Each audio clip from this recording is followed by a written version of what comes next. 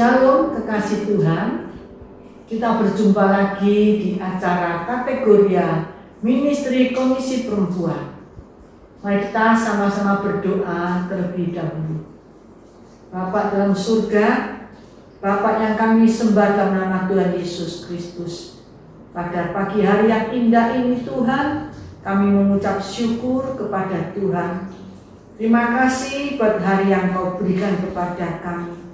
Kasih setiamu tidak pernah berkesudahan dalam hidup kami. Rahmat anugerah-Mu yang selalu baru, besar setiamu dalam kehidupan kami.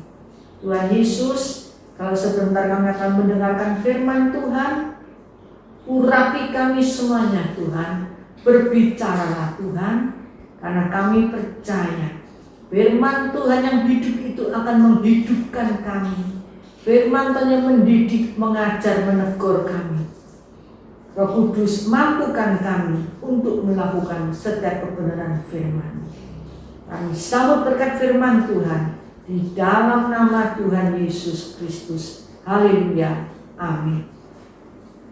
Kekasih Tuhan, tema kita pada pagi hari ini, nyanyian pujian Maria.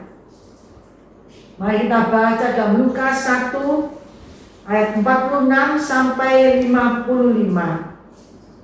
Firman Tuhan berkata, lalu kata Maria, jiwaku memuliakan Tuhan dan hatiku bergembira karena Allah juru selamatku.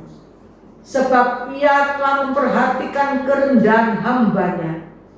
Sesungguhnya mulai dari sekarang segala keturunan akan menyebut aku berbahagia, karena Yang Maha Kuasa telah melakukan perbuatan-perbuatan besar kepadaku, dan namanya adalah kudus, dan rahmat-Nya turun-temurun atas orang yang takut akan Dia.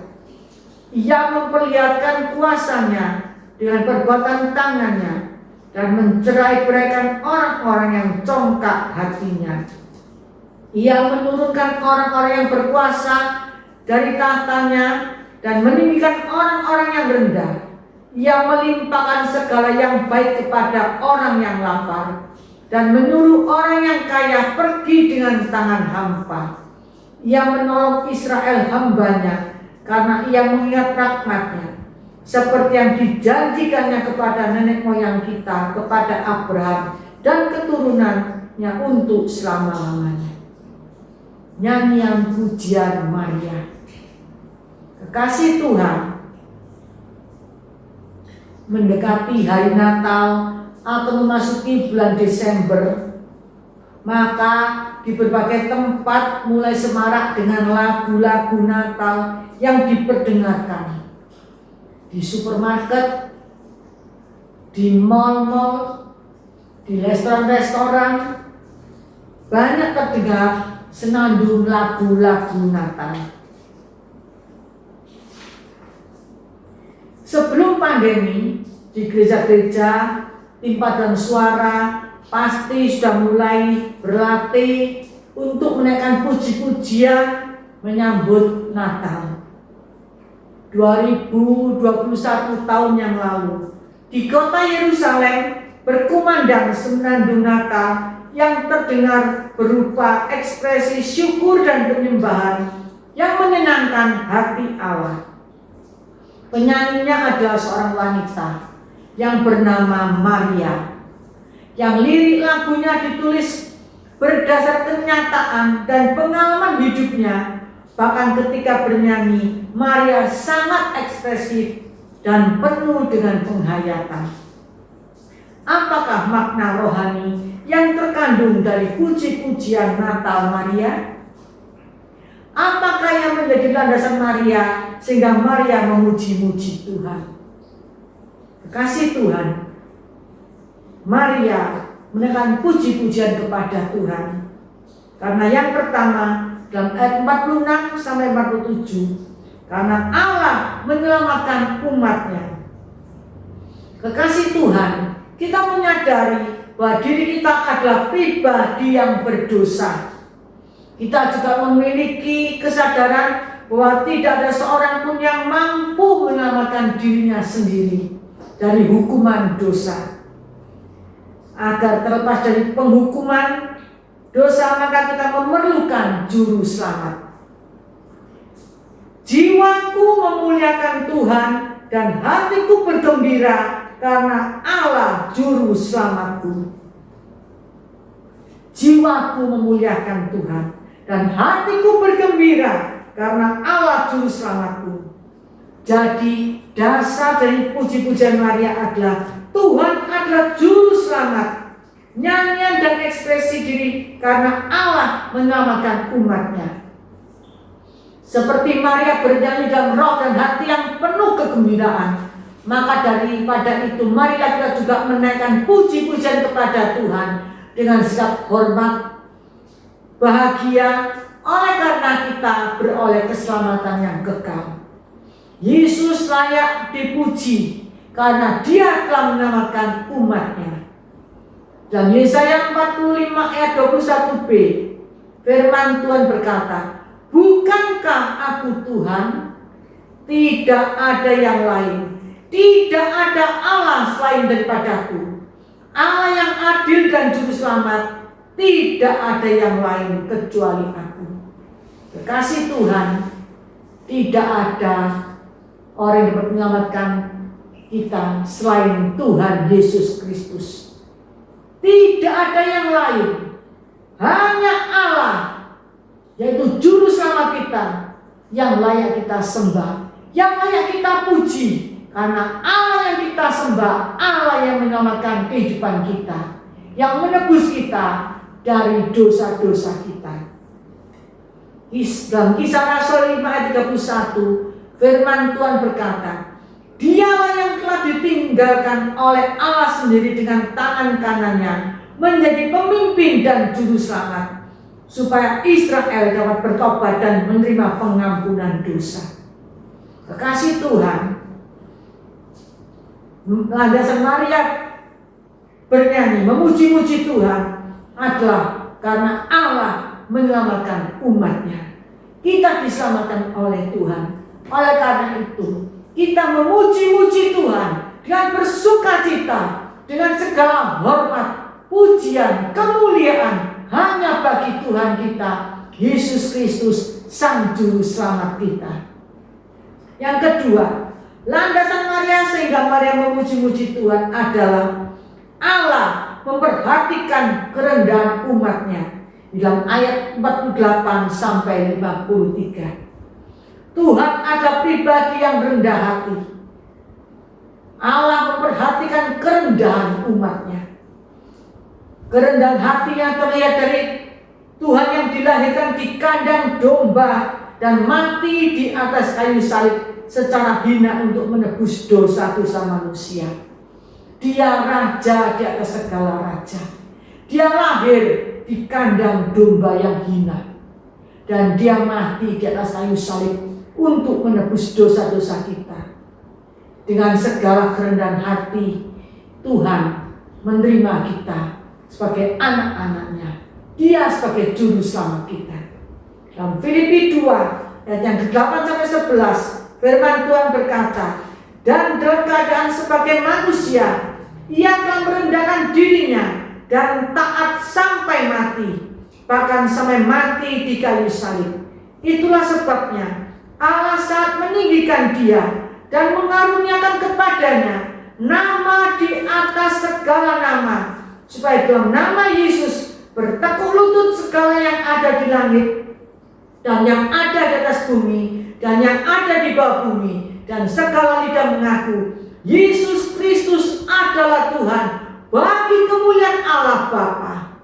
Kekasih Tuhan, Tuhan taat dengan merendahkan dirinya, bahkan sampai mati di atas kayu menebus dosa-dosa kita. Oleh karena itu, oleh Bapa kita di surga, supaya setiap lidah mengaku bahwa Yesus Kristus adalah Tuhan, bagi kemuliaan Allah Bapa kita.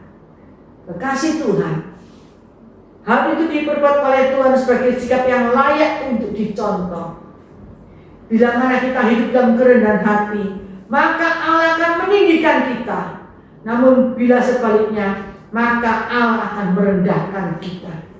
Allah menentang orang yang sombong dan mengasihi orang yang rendah hati. Dalam 1 Petrus 5 ayat yang kelima, firman Tuhan berkata, demikian jugalah kamu, hai orang-orang muda, tunduklah kepada orang-orang yang tua. Dan kamu semua, rendahkanlah dirimu seorang terhadap yang lain, sebab Allah menentang orang yang congkak, tetapi mengasihi orang yang rendah hati. Kasih Tuhan, orang-orang yang berkuasa tinggi hati akan diturunkan dari tahtanya, tetapi orang yang rendah hati akan ditinggikan oleh Tuhan. Orang kaya yang sombong akan dibuat Tuhan pergi dengan tangan hampa, tetapi orang yang lapar dan haus, yang merendahkan diri, akan diubah oleh Tuhan. Dan ketahuilah bahwa Allah akan memperlihatkan kuasanya dengan tangan yang kuat untuk mencerai-beraikan orang yang congkak hatinya. Kekasih Tuhan, marilah kita merendahkan hati seperti Tuhan merendahkan dirinya, taat sampai mati di atas kayu salib. Tuhan tidak menghendaki kita menjadi orang yang sombong, orang yang congkak, tapi Tuhan mau kita menjadi orang yang rendah hati. Nyanyian pujian Maria, Allah memperhatikan kerendahan hambanya. Orang yang tidak dipandang oleh dunia, tapi dipandang dan diperhatikan oleh Allah. Dunia sering memandang rendah, tetapi Tuhan memandangnya mulia. Natal adalah momentum di mana Allah memperhatikan kerendahan umatnya. Orang yang rendah hati memperoleh perhatian di mata Tuhan, tetapi orang yang tinggi hati akan bertentangan dengan Tuhan. Dunia mungkin merendahkan kita, tetapi ada kabar baik, ada kabar sukacita, bahwa Tuhan senantiasa memperhatikan kerendahan hati umatnya. Natal adalah suatu kesadaran bahwa kita berharga dan mulia di hadapan Allah. Natal adalah suatu kesadaran bahwa kita berharga dan mulia di mata Allah. Kekasih Tuhan, dunia merendahkan kita, tapi ada kabar baik bahwa Tuhan senantiasa memperhatikan kerendahan hati umatnya. Marilah kita merendahkan hati kita, merendahkan hati kita, supaya kita boleh berharga dan kita boleh mulia di mata Allah. Yang ketiga, dalam ayat 54, Allah menggenapi janji atas umatnya. Tuhan menunjukkan kepastian bahwa janji itu pasti digenapi. Selama-lamanya menunjukkan bahwa janji Allah kekal dan berlaku atas setiap kita, mulai dari sekarang sampai selama-lamanya. Janji Tuhan ya dan amin. Tuhan yang berjanji dan Tuhan yang menepati. Manusia kalau berjanji perlu diingatkan, tetapi kalau Allah yang berjanji tidak perlu kita ingatkan, karena Dia pasti menggenapi janjinya. Janji Allah ya dan amin, tidak seperti janji manusia yang kerap kali diingkari. Dan Mazmur 12 ayat yang ke-7, janji Tuhan adalah janji yang murni, bagaikan perak yang teruji, 7 kali dimurnikan di dalam dapur peleburan di tanah. Kekasih Tuhan, Tuhan melalui Natal ini, Tuhan menggenapi janji-janjinya. Dalam Mazmur 18 ayat 31, firman Tuhan berkata, adapun Allah janjinya sempurna, janji Tuhan adalah murni, Dia menjadi perisai bagi semua orang yang berlindung kepadanya. Janji Tuhan sempurna, janji Tuhan murni, tidak seperti janjinya manusia yang seringkali diingkari. Dia menjadi perisai kita dan kita berlindung kepadanya. Natal adalah saat di mana kita memuliakan Tuhan dengan hati yang penuh kegembiraan, karena Allah mengingat rahmat dan penggenapan janjinya atas kita. Kekasih Tuhan, marilah kita menaikkan pujian yang menyenangkan hati Allah. Haleluya. Natal kali ini di masa pandemi, kita tetap memuji Tuhan secara benar dan berkenan kepada Tuhan. Dalam masa pandemi ini, janganlah kita tidak memuji Tuhan karena dalam kegelaman, dalam keadaan yang susah. Tapi tetap dalam keadaan pandemi, kita tetap memuji-muji Tuhan, memuliakan Dia, mengagungkan Dia, karena Dia telah lahir dalam kehidupan kita. Dia lahir untuk menebus dosa-dosa kita. Kekasih Tuhan, kalau kita menjadikan Tuhan yang terpenting dalam hidup kita, maka kita adalah orang yang paling diberkati oleh Tuhan. Oleh karena itu, jadikanlah Tuhan yang terpenting dan yang terutama dalam hidup kita.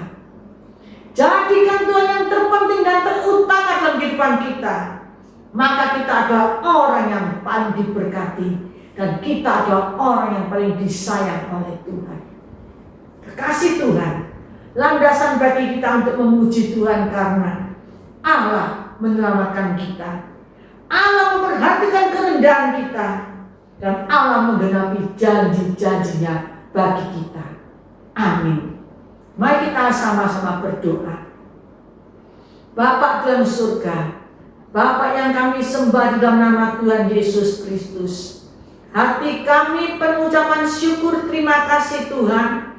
Walaupun di dalam masa pandemi ini Tuhan, di dalam merayakan Natal, tetap kami memuji-muji Tuhan.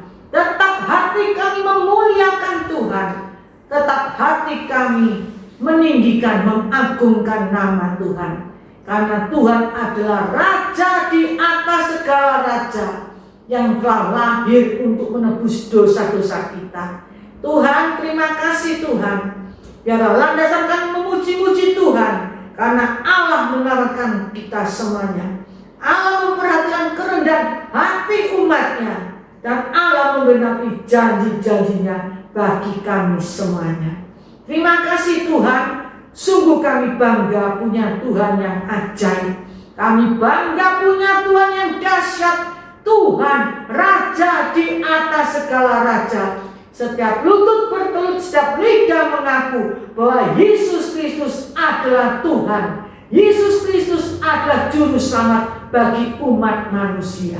Terima kasih Tuhan, terima kasih. Mampukan kami Tuhan untuk melakukan setiap firman-Mu. Di dalam nama Tuhan Yesus kami mengucap syukur, kami berdoa. Haleluya, amin. Terima kasih Tuhan. Tuhan Yesus memberkati kita semuanya. Amin.